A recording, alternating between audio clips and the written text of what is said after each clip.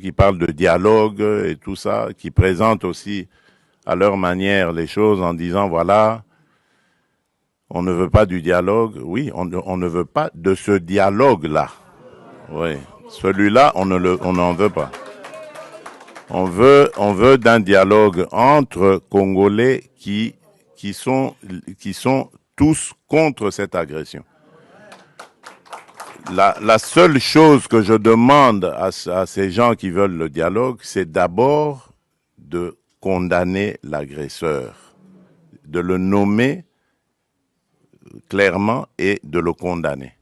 Et là, alors, on va dire, ce sont des patriotes qui peuvent se mettre à nos côtés pour parler dialogue. On ne parle pas dialogue avec des émissaires des agresseurs, qui d'ailleurs, quand ils arrivent à la table des discussions, parlent que d'intérêts des agresseurs. Ils ne parlent pas d'intérêts des intérêts des Congolais. Il n'y a rien qui concerne les Congolais. Tout est tourné sur comment est-ce que on va. Alors ça, moi j'ai dit, ça n'arrivera plus. En tout cas, à moins qu'on me dégomme, on me tue. Mais tant que je serai vivant, ça n'arrivera pas. Ça n'arrivera pas parce que c'est à cause de ça que nous sommes toujours dans nos problèmes ici.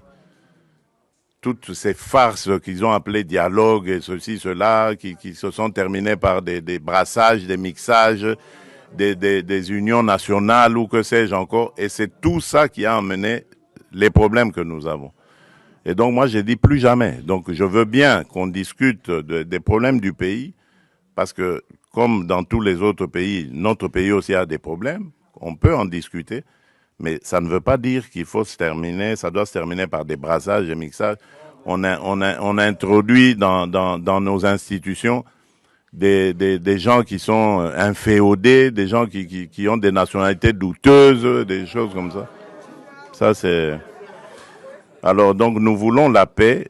Ça, c'est très clair. Nous sommes les premiers à le dire depuis l'agression.